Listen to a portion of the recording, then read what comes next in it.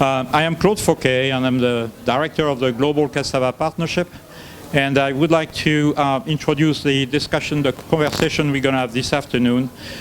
This week, GCP 21, the Global Cassava Partnership for the 21st Century, has nominated 2 eminent scientists in the cassava world, and they received the Golden Cassava Award this past Monday. So I'm very pleased today to be the moderator for this conversation, and I will ask a few questions one question to each of you, and I will ask you to introduce yourself before you answer the question.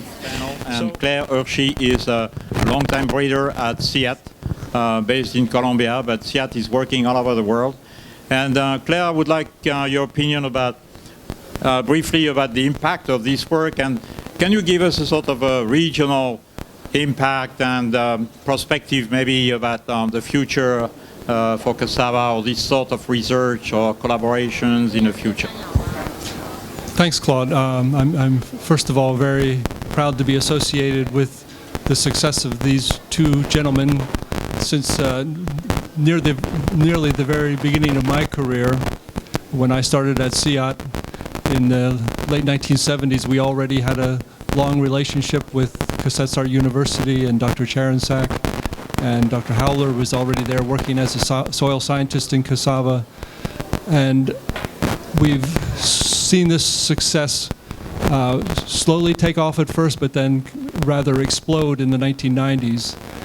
I would say that this is kind of the ideal combination of technologies, the ideal marriage of 2 types of technologies, the cassava varieties and the agronomic practices. We see typically with crop improvement that about half of the improvement in yield is a result of varieties, and the other half a result of better agronomic practices. And I think that's what we're seeing in this case. Cassava has the good fortune of being a crop that the farmer themselves can multiply without having to purchase the seed.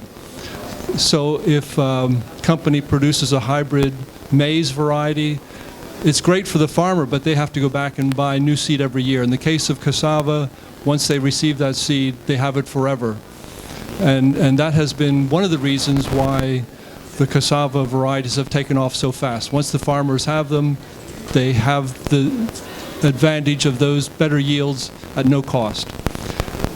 In the case of the agronomy, they have to make an investment. They have to add some labor, they have to purchase some fertilizer, they have to put in some practices to conserve the soil, perhaps. So that's been a little bit slower taking off, but slowly, based on these farmer participatory trials, the farmers are realizing that it's a good investment for them to protect their soil and to have higher productivity from fertilizer investment.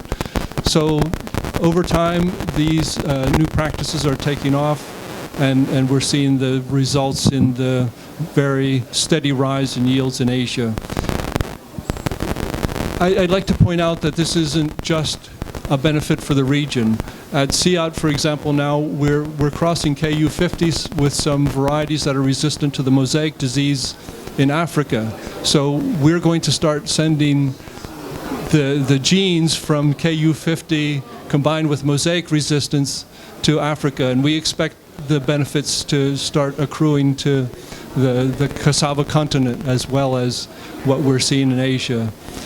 So the prospects for cassava in Asia are very good. We're seeing currently some decline in the prices, but that happens in agriculture. You go in cycles, but over the long term, the future demands for starch, for carbohydrates, are obviously very, very good in Asia and throughout the world.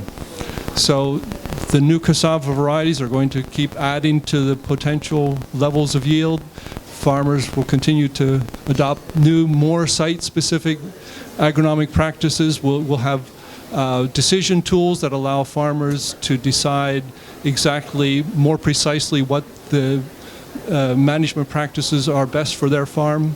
This is the new horizon for agronomy, the site-specific agriculture. So we're very optimistic and pleased to continue working with our colleagues in Asia.